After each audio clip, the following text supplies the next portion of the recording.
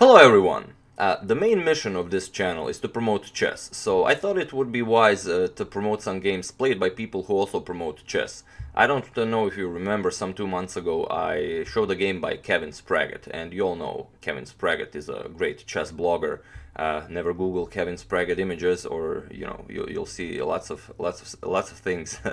But for this first game I decided to show a game by Vjekoslav Nemec. He's a chess player from Croatia, a candidate master, although he has a steady job, works a lot. He also does a very nice job on promoting chess on his blog Chess Essentials or Chess Essentials. I will put a link in the description below so you can check it out.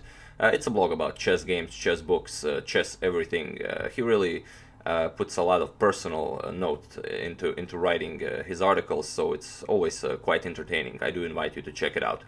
But let's see this game. It was played in last year's Croatian second league. It was the last round, and he's playing against Ivona Purgar, women FIDE master, also from Croatia, and it's quite an interesting game. I asked Vjekoslav if he had some interesting games so I can show, and he sent me this one. That's why I enjoy it even more, because he sent it to me voluntarily. And a lot of you remember him. You might be surprised why is there a Draco Malfoy in the title. Some of you have met him in my 50,000 subscriber stream. Some of you also got a chance to play against him, and you immediately named him Draco Malfoy, probably because he looks like Draco Malfoy. But as he's called, his name is Vjekoslav Nemec, I simply call him Vjeko Malfoy as of that time. So let's see this game. Vjeko has the white pieces and he plays d4. Ivona responds with knight to f6, so starting with an Indian game, c4, e6, knight to c3, and bishop to b4, the Nimzo-Indian defense. And we have f3 by Vjeko here, the Kmoch variation. c5, d5, e captures, c captures, and d6 now. We have e4, Ivona castles, bishop to g5 now, pinning the knight, knight b to d7, and bishop to d3. Queen to c7, getting out of the bishop's way, knight to e2, and c4 now. Bishop to c2, and queen to b6, stopping white from castling. We have queen to d2 now, rook to e8, and a3, kicking the bishop away. Bishop to a5 now, opening up the attack to the b2 pawn, and bishop to e3, attacking the queen. And you can't really capture the pawn if you play queen captures on b2. This would be quite terrible, as I'm sure you all realize what is coming. White will simply play king to f2, and now black is in big trouble. Here rook h to b1 is coming, and there's really not a lot of ways you can stop this.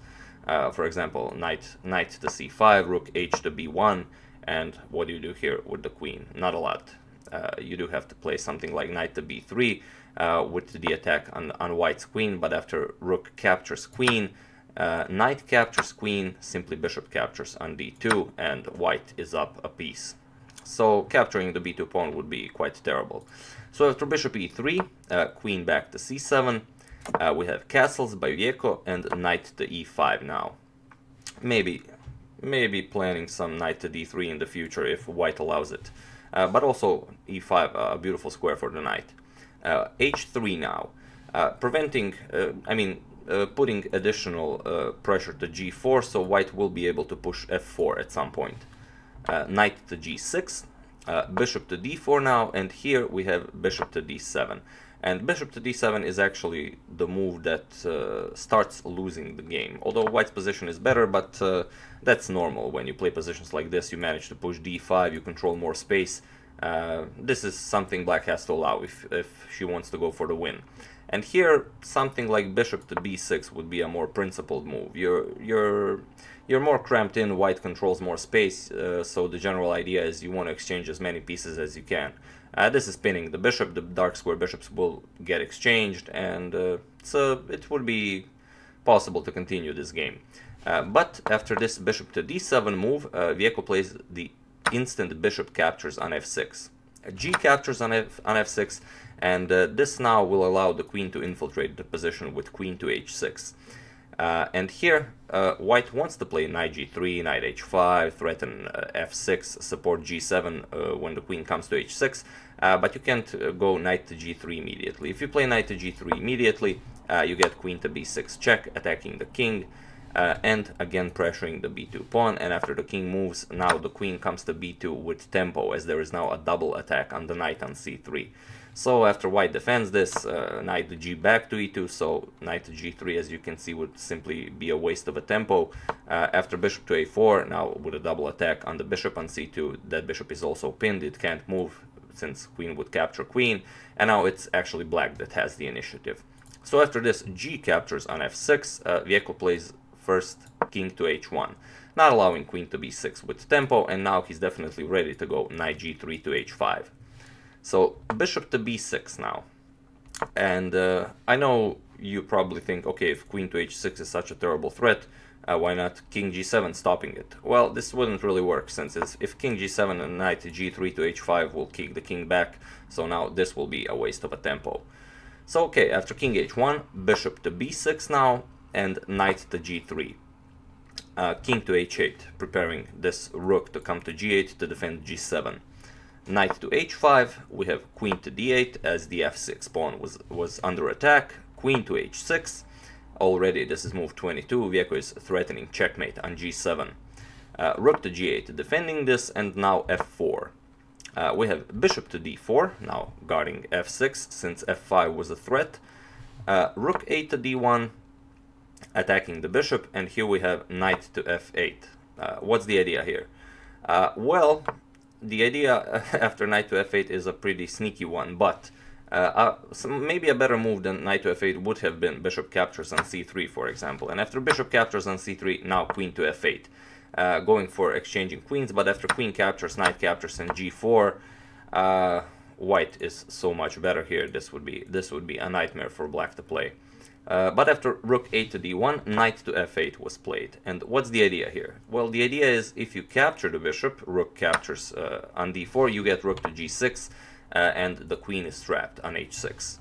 So instead of this, Vjeko played e5 now. And this now really puts a lot of pressure on black. Now rook g6 doesn't make sense since the bishop is guarding g6. F5 was played, now rook g6 again becomes a threat, but here comes queen captures on d6, grabbing that central pawn, and now look at these pawns in the center. This is beautiful. Rook to g6, attacking the queen, and now e6, attacking the bishop. The bishop on d4 is still attacked, so not a lot of choices here. E captures on f captures on e6 was played, now simply rook captures on d4, grabbing a piece. Queen to h4, we have bishop to d1, protecting the knight on h5, e captures on d5, and queen to e5 check. We have king to g8, and now knight captures on d5, with ideas of knight to e7 check. And here Ivona plays bishop to c6, and this move will prove to be deadly. Here Vjeko played knight to e7 check, and you don't really have a move here. I mean, king to f7 is an option, the only other option is queen captures knight, then you lose the queen. So king to f7 was played, and here white is so much better that white can pretty much play any move and win the game. So such an idea would be something like knight captures on c6, b captures on c6, and the simple bishop to e2, and there is no defense against bishop captures on c4. But something extraordinary happened in this position. After Ivona played king to f7, in such a powerful position, Vjeko probably started daydreaming. He thought there's no way that he could lose this game anymore. Maybe he was already considering what to write as his next post on Chess Essentials, and maybe he completely stopped caring about this game altogether. And this is something that often happens. When you have a completely winning position, you tend to ruin it. So it's not over till it's over, and you should really learn from this game. In this position, Vjeko played knight captures on g6, and it seems like black is completely crushed. The queen is coming to g7 with check. This is over. But now look at this bishop. This beautiful bishop on c6 is slicing all the way there, and it's spinning this it's spinning this pawn on g2. So in this position, Ivona simply played queen captures on h3, and the queen can be captured. It's check, and what follows is king to g1, only move, and the queen captures on g2, and this is checkmate. And what a game! I mean, what a terrible loss for Vjeko, and I can only imagine how he felt when Ivona played this queen captures on h3 check. This is, I mean, this will result in at least a small nervous breakdown, but you know, he's a cheerful guy, you know, he I'm sure he got over it pretty quickly, I mean, I presume. So yeah, that's the game. You should learn from it. You know, it's not enough to play an excellent game to really crush your opponent. You also have to wait until the game is over to start celebrating or daydreaming or whatever your plans are for that day or the next day. You have to finish the game. So, like I said, capturing the bishop followed by bishop e2 would be game over, but instead he captured that nice rook on g6, and this was the result.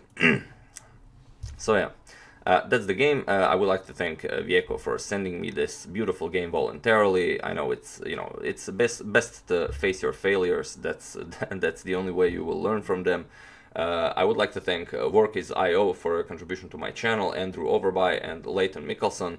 I really appreciate it. Thank you a lot. I will continue with some games from other people who also promote chess using websites, blogs, or such. And you know, never Google Kevin Sprague images. Never do that.